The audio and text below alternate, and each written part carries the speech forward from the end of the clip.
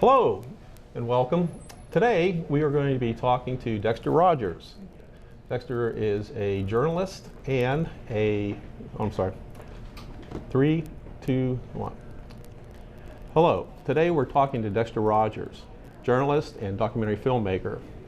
Dexter is from Fort Wayne, Indiana, and has appeared in CNN News, has written for articles in the Huffington Post, and now is working on a documentary on Joe Gillum, former quarterback for the Pittsburgh Steelers back in the 70s. Dexter, good to see you. Yeah, good to see you too. All right.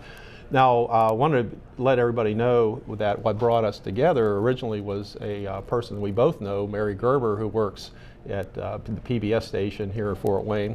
And she mentioned to me that you were working on a documentary for Joe Gillum, Pittsburgh Steelers quarterback back in the 70s, which really tripped my trigger because I was living in Pittsburgh when Joe Gillum was playing, and I immediately took interest in you doing a documentary on somebody I knew, and that's what brought us together. Yes. But before we get into that, could you briefly describe some of the things that you've done, have been published, or you appeared on television during your career so far? Yeah, sure. I appeared in an HBO documentary on Curt Flood, who's one of the guys I really respect. He opened the door for free agency, in all of sports. I've done some work for CNN, been published or referenced in USA Today, New York Times, Wall Street Journal, Huffington Post, Dallas Morning News. So, also done some national radio in Washington, D.C., West Virginia, New York, Toronto, California, New York, all on a freelance basis. So. Holy smokes! What is the time period that you did all this in? When did you start getting noticed or were invited to participate in all these different medias? Well, I committed myself to doing this in 2007. Oh, okay. And some people will consider myself to be very lucky because the first things that I did coming out the gate, I covered the World Series. First thing I ever did as a journalist, first thing I ever covered. Oh. And then I covered the U.S. Open tennis, which is one of the biggest tennis events in professional tennis. And then I followed that up with the presidential inauguration of Barack Obama. I covered that. So I built that momentum up, and that let me know that I was good enough, to compete. So that made me hungry to continue to do what I was doing and try to get more. Did you always plan on being a journalist, or was that your goal from the, I'm assuming that you went into, after high school, you went into college, and yes. What was that your goal? I mean, what was your plan when you got out of high school?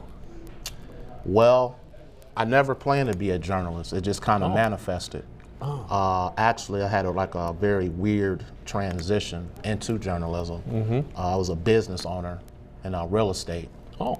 And also own a mortgage company. But I was always very versed in sports, and I was always a pretty good writer. But I never really thought of combining the two until later on in life. And that actually happened in 2007. I was having a conversation with some elder gentlemen. And we were talking about sports in the 50s and 60s and boxing and so forth. And they were like 30 or 40 years older than myself. So they were like, how do you know so much about what was going on in my childhood when I was a child? And I was like, I really don't know.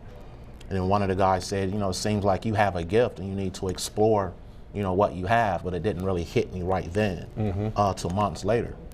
So I was watching the game at Wrigley Field, same year, 2007. Had another conversation with some people. And at that point, I was looking at the guys on TV, and I just said to myself, I think I can do this. I think I'm good enough. So I committed myself at that point to see if what I felt about myself could actually manifest. So, excuse me. So I just started writing and getting published wherever I could. And then, like I alluded to earlier, the first 3 events that I covered, was the World Series, the U.S. Open, and the inauguration. They just don't knock on the door and hand those to people. Right, you got to come to the table with something. So that gave me a great deal of confidence to know whether I'm freelance or not, I know I have the ability. No kidding. I was going to say, how would you even get your work in front of somebody? Because people try almost their whole career to try to get published or something. And how did you get your work in front of somebody and they recognized it? You didn't have a publicist or anybody to help you, did you? No, and I still don't. No, I believe in persistence and streamlining your focus. And I try to keep things simple, keep the confidence level high, but controlled. And I always felt that I was good enough, and I only needed one shot. So I took the approach that if I ever got an opportunity to write or do TV or radio or film, and I get one shot, I'm going to treat it as if it's the only shot that I'm going to get. Yes. So going into any of those situations, I'm operating at peak performance. And the passion, the commitment to what I'm doing, the strong belief in trying to make a difference with my work gets to people. And that's allowed me to get some of the opportunities that I've gotten, and the few that I've gotten, I've taken maximum advantage of them. Well, one thing that we talked about in the past is your research, and I think a lot of folks can write on emotionally and get probably rhetoric, but when you write, what I've discovered after talking to you and seeing your work is that you do your research, and so you back up everything you say with fact, which also lends itself to a lot of credibility. And I think that's just something that I noticed, but that seems to be your trademark of what I've seen so far. Well, that's something I committed myself to doing, because if you're going to do something, anything worthwhile is worth doing right. And I talk about topics that often people stay away from. I talk about racial issues. I talk about sexism, political, history. And I'm not afraid to deal with those items. And sometimes I take a vantage point that rivals what society may embrace. So couple that with research, not being afraid to talk about those things, and have the confidence in your ability to disseminate a message that people will administer to and be willing to listen to, even though it may be an adversarial position. There's still a way to talk about things that are controversial and have the dialogue be constructive. I know how to do that. Yes, you do. The one thing that I noticed on some of the articles that you've written, that it did make me feel uncomfortable. It was edgy, and I thought, and I was wondering, wow, I'm always being, I wanted things like, race and things to go away and we're all even, but it's not always that way. Some of the subjects that you talk about, I'm wishing more that things would be, the way they should be, but there's still some problems there. So when I heard some of your work and everything, I'm going like this, and then when I heard your facts and your backing up things, it made me think. It didn't shut me down, thinking, well, here's a person that's still dwelling in the past. But when you started talking and explaining the situation, I really had a lot of respect, and it gave me it provoked a lot of thought. And I thought that was one thing that you can still have the edge, but you get your point across. And I think that's we were just talking about that, is that when you do write, there is a very solid message there, and that's what drew me to have a lot of respect for the work you've done. And that's a trademark of yours. You're not just throwing out rhetoric. You're saying, hey, this is the way it is. Here's the facts to back it up, and that's what I think is very important, and it lends a lot of credibility to your work. And that's what I really enjoy about it. Well, I appreciate you saying that.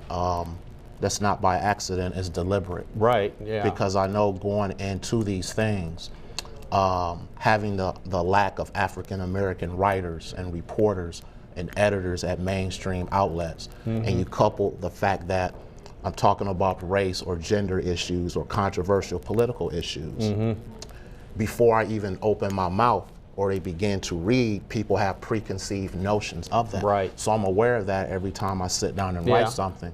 So I make sure that I construct things in a direct way. I don't sugarcoat anything. Yes. But I put it in a fashion where you may not like me or like what I have to write, but two things, one thing you can't say I'm wrong.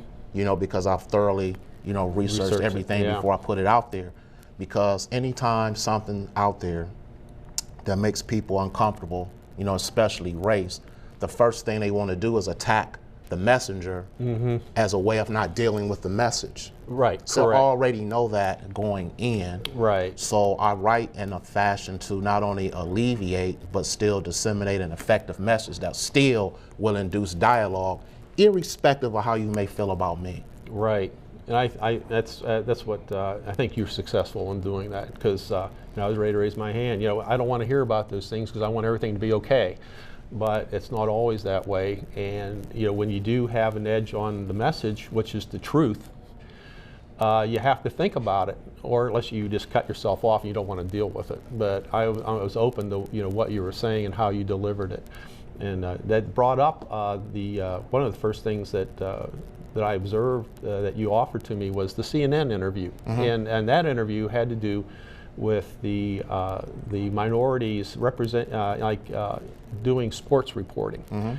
And we were talking about, you talk about how many athletes in professional sports or in college that are of a minority, but how many minority reporters are in the locker room interviewing people.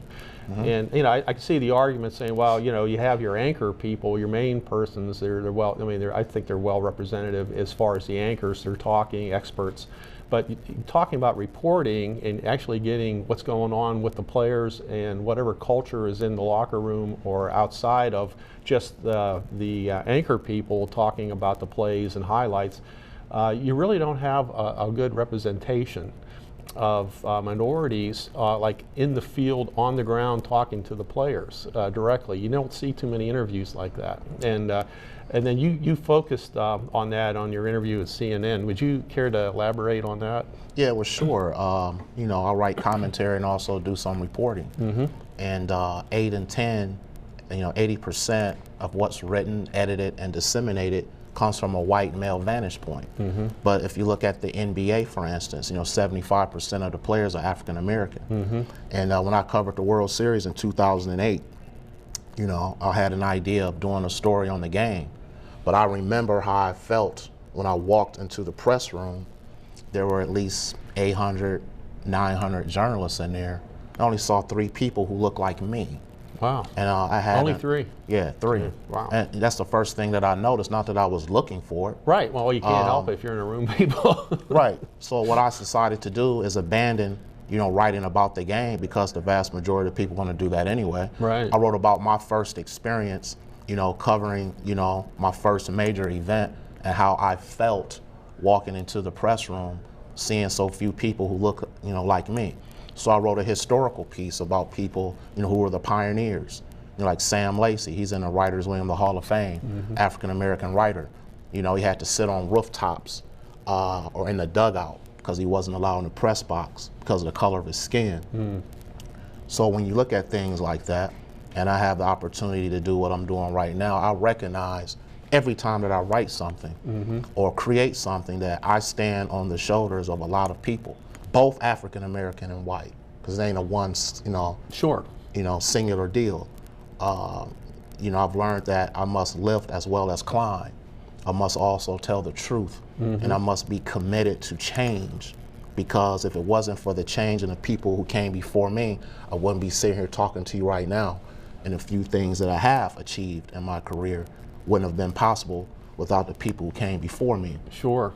So the things that I write about and the work that I put together, it's not work. I really care. I give a damn, and I really want to change. And I consider myself, to be an activist and a catalyst to give people something to think about. Look beyond what you see, because there lies the truth. Right. Well, until I heard you in that, the clip from CNN, I just never thought about it, and that's why I was interested in that too, because I would think that I just assumed that there was, a fair representation on that. But you talk about the different cultures of the athletes and the whole atmosphere, their relationship with management and everything in professional sports. That you miss that. You really are getting maybe one side of the deal from you know, whoever was representing the press at that time. So it would be good, and you know, I would find it interesting on how come there isn't a better representation. Is it you know, is it a lack of interest, or maybe it's a little bit of active interest, or you know, I just can't believe there would be more people interested in you know, being a sports reporter, you know, and being on the line like that. Well, part of it has to do with race, part of it has to do with lack of diversity, part of it has to do with ignorance. You have to look at the outlets, the networks and the radio stations. You know, the vast majority of them are owned by white males. Okay? They associate with a certain level and type of people who come from a certain social background and economic status.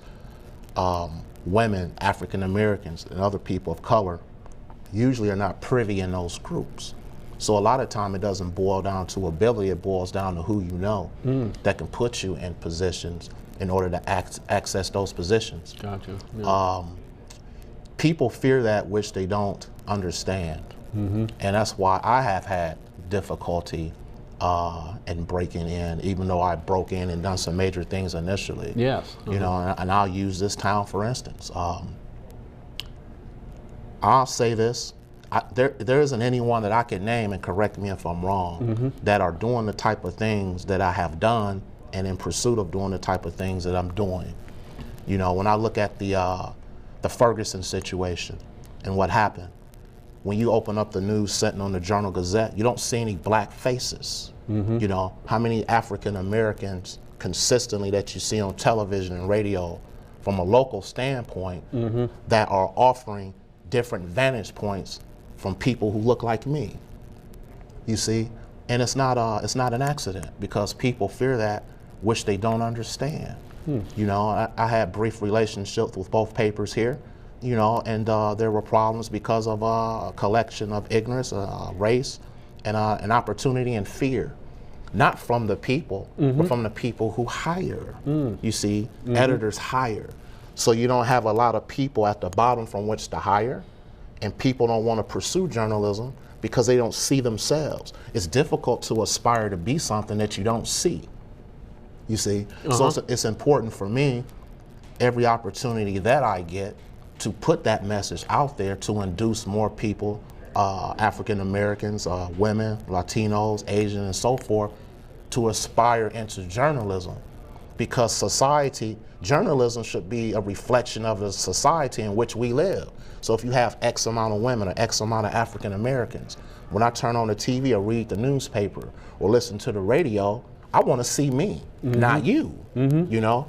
Because there's certain things that people from different groups and from a gender standpoint, you know, you want to connect with someone who understands.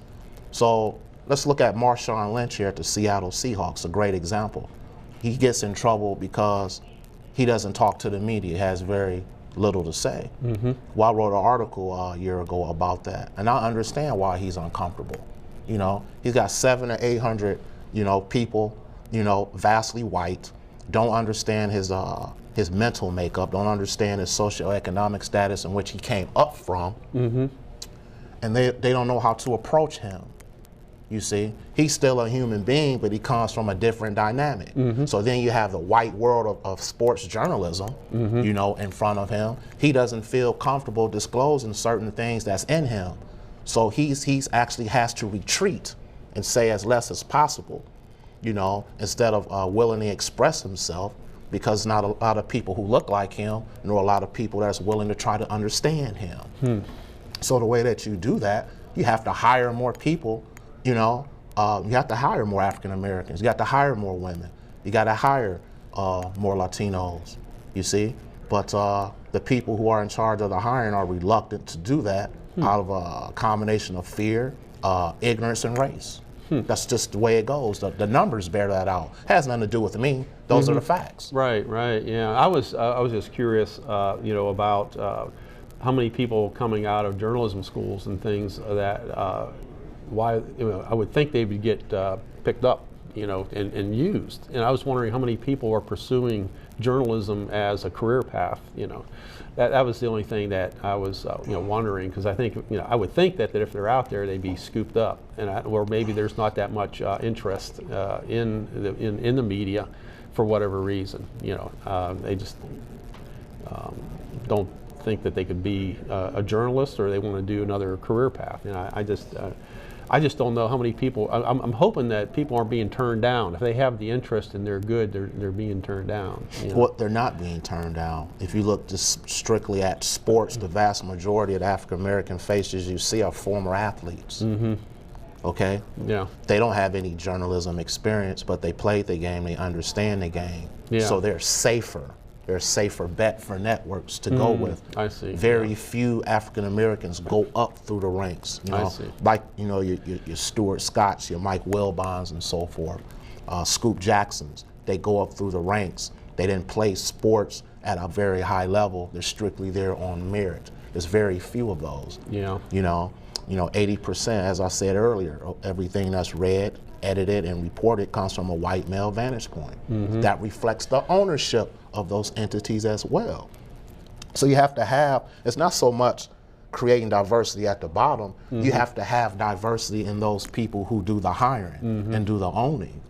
That's where the true diversity has to come from, because, like right now, I can probably come to this station or go to the News Sentinel and Journal Gazette, and I'm extremely accomplished in what I've done. Mm-hmm. But chances are they will either not hire me, or if they did, I would have to jump through so many hoops in order to get the position. It wouldn't even be worth my time. That's why I'm freelance now. Oh, okay. You see? Mm-hmm. This is 2015, and I've been doing this seriously since 2007.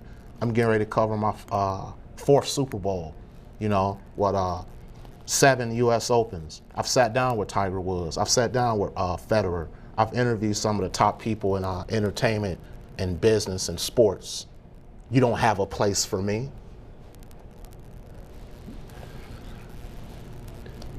Have you applied? I know at the paper, you work for the paper. Have you applied? Freelance. And that was a very difficult situation. I did that more for the people, mm-hmm. not for me. Mm-hmm. See, sometimes you have to sacrifice from an individual level in order to get a broader message out for people to see what's possible. Right. I embrace the concept of the power of possibility. And basically what I did there, I said I'm good enough. There's not anyone in there that's any better than what I can do. Mm-hmm. And I proved that on both sides of the aisle. Mm-hmm. You see, you can't take that away from me. It's etched, in what I've written for those 2 years that I did that. And I've shown people what was possible. I didn't go to Northwestern and major in journalism. I was sitting in a sports bar one day and decided I was good enough. Mm-hmm. And I was good enough for me. So you create your own route. I don't seek permission from mm-hmm. anyone to do something that I want to do.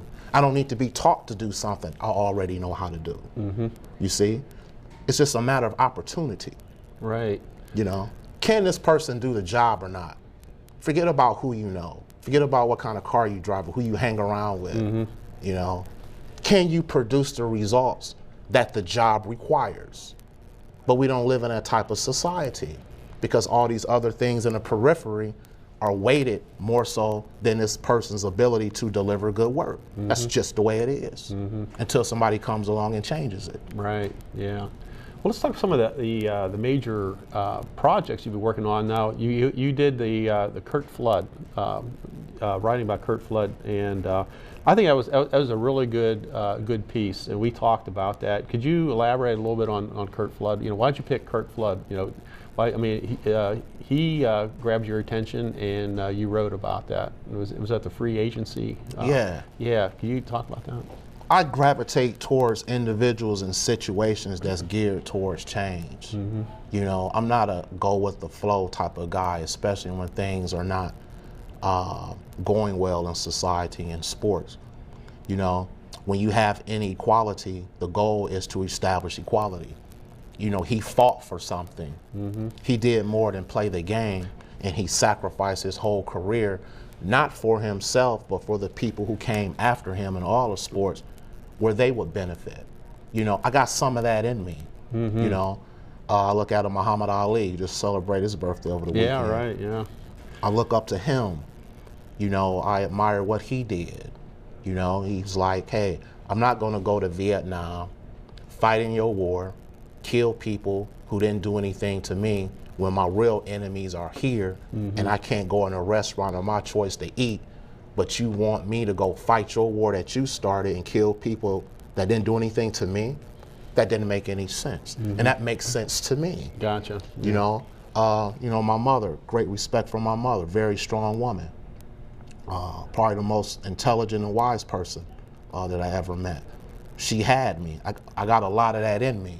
So I gravitate towards those individuals who stand for something, who are about something, who try to ignite change, irrespective of what other people may think, because they're not running for public office and trying to be liked.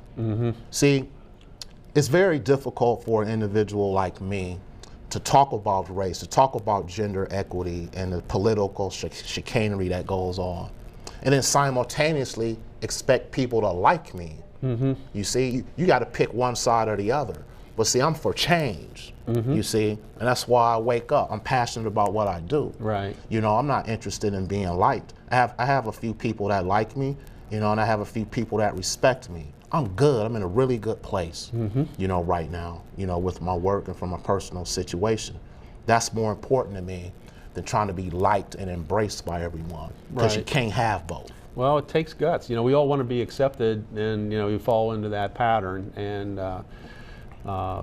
when you do want change, you're going to have to ruffle the feathers, you know, and, you know, to get your point across. And if it's, you know, like they say, if it's you're speaking the truth and you're looking for equality and a fair shake, you know, it takes courage, you know, to do that, because you know you're going to tick some people off, and, you know, history has shown us that, you know.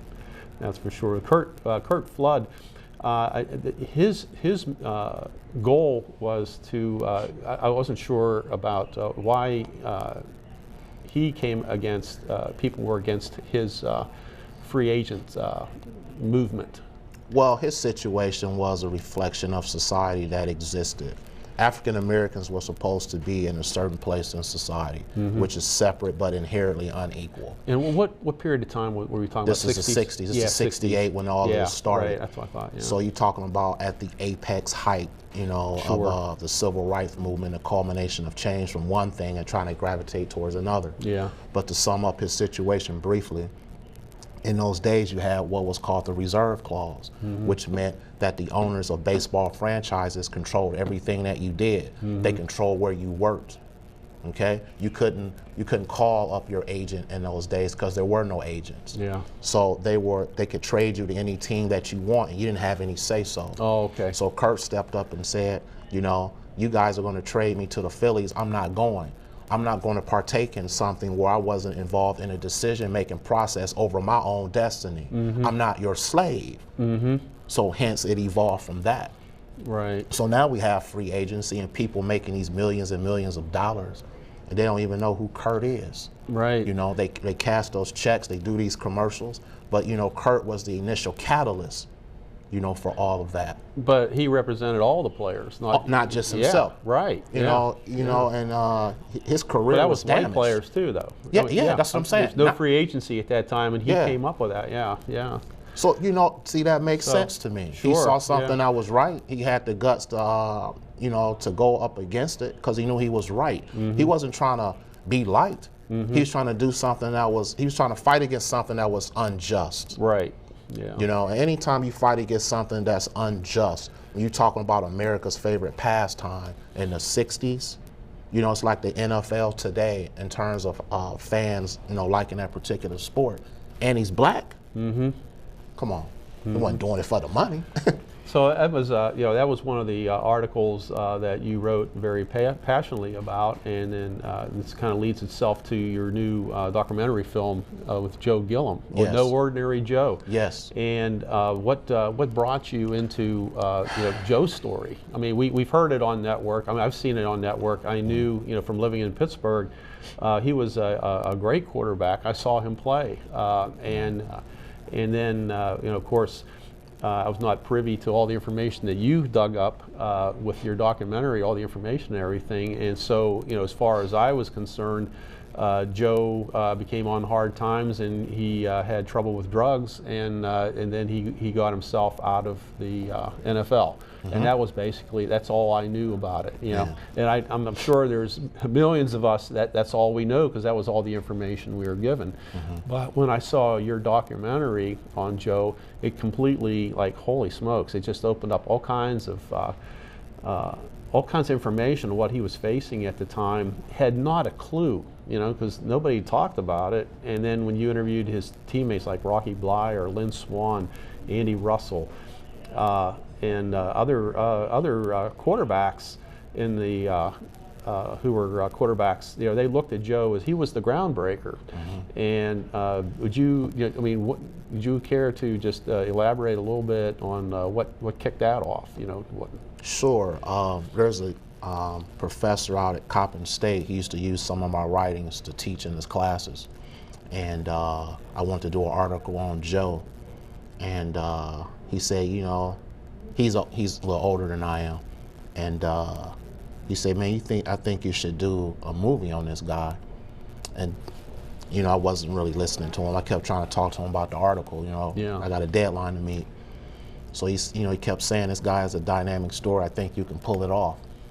And then this is what got my attention. He knew a guy that worked at ESPN, that it was in the same fraternity together. And he said if I ever undertook the project, that he would make sure he had put it in his hands. Now that got my attention. Not from the movie standpoint, but I was really mostly focused on my writing. Yes. And if I did it, then maybe I would open up opportunities for what I really wanted to do. Well, you know, as I got involved in the story, and once I get into something, I really get into it, that, you know, I saw what he was saying. Story was tremendously dynamic. Joe Gillum's story represents the missing pages from the Steelers' glorious past. He was better than Bradshaw. I'm not saying this came out of Bradshaw. Right, I saw that clip. You've seen it. Yeah. So his story was just buried under the history, you know, of the Pittsburgh Steelers, not to be ever talked about again, as if it never happened, until I came along. And I'm thoroughly committed to telling his story, to make sure that it gets seen on a national platform, because Bradshaw wasn't the initial catalyst behind those teams. You know, Joe Gillum was. He was the first guy that went through the brick wall, so to speak. And the first one goes through the wall, he's going to get the bloodiest. And the people who follow through the brick wall, the hole gets bigger, and you suffer less blood. Therefore, you sacrifice less, because that initial guy, he did the real work. He breaks the ground. And Joe was that guy. You know, so you talk about one of the top franchises, not just in the NFL, but in all the sports. You know, owned by the Rooney family, one of the most respected families in all of sports with respect to ownership and so forth. You know, but the things that Joe, you know, went through, you know, need to be talked about. He was a pioneer. He was the first black quarterback to open up a season in 1974. You know, that's a big deal. That's 6 years after Martin Luther King was assassinated. June of 1968, the same year, Bobby Kennedy was assassinated. You know, Arthur Ashe in '68 became the first African American in tennis, you know, to win the championship. Then you had the revolt of the black athlete at the 1968 Olympics in Mexico City in 1968. So Joe ascended just a few years after all those things. Yeah. You know, in 1968 was probably the most tumultuous year in society and sports. And he was the first to do something. So society was still getting acclimated to the change of African American inclusion in domains that were once, you know, forbidden. Now they're appearing, and people were uncomfortable with that. Yeah. So it's important for me to get that story out. Oh, it's a heck of a story. I mean, it's a wonderful piece. I really enjoyed it. The historical value of it is just terrific. And you know, I think you picking your topics, you know, with those two with Curt Flood, and you know, that's sports related things. But are you have anything on the you know, anything ahead that you might be considering? Oh, I got lots of things, man. That, you know, that I'm going to do. I want to do a historical narrative. I actually want to do something here locally about ancient pyramids. that exist here locally. There are ancient pyramids in the United States, you know, that were built by ancient people, you know, well before, you know, the European influence. And I want to do a documentary on that. Oh, wow. And I want it to be a local piece because such artifacts exist here in the city. You know, there's other athletic documentaries that I want to do as well, but I'm not limited to sports. You know, I consider myself a servant of knowledge. You know, I want to give people something to think about. You know, we live in a society where we've gotten very comfortable, and the media is often the primary source from the education, and a lot of that is slanted. You see, I don't depend, and I'm in the media. And the media is the last place that I go for something that I really want to understand. I do my own independent research. Right. You know, because often there's where the truth lies. And I'm about the truth, whether it be embraced by people or not. Because see, when I wake up every day and I look in the mirror, I have to be satisfied with what I see. Right. Not what you think of me or anyone else. I got to be good with me. Right. So that's my primary objective from an individual standpoint, also the type of projects that I put together to disseminate to people. You know, I want you to look beyond what you see. You know, I want you to acknowledge the truth. You know, I don't care if you dislike me or not. I ain't running for president. I don't care. Right. But, you know, my primary objective is to inform people, you know, and hopefully inspire some action. Hopefully change some things about yourself, you know, because I learn from every situation that I'm in, whether it's a favorable situation or a not so favorable situation. You know, I'm not here to stay, I'm just passing through. And my goal overall in life, I want to leave positive evidence of my physical existence long after I physically depart. Meaning, I want to remain relevant when I'm no longer breathing here. Gotcha. In a way that I do that is I have to do that through my work. So I take what I do very, very seriously. It's not I don't have a job, I have a life. There's a difference. You see, what I do isn't contingent upon money. It's not contingent upon how people feel about me. It's just contingent upon the work itself. I have a job to do, you know, so that's my primary focus. Now, you briefly mentioned your mother, and I know you're close to your folks who have both passed. Could you talk a little bit about what they did, your relationship as far as what did they bring to you to make you who you are today? Well, you know, my mother,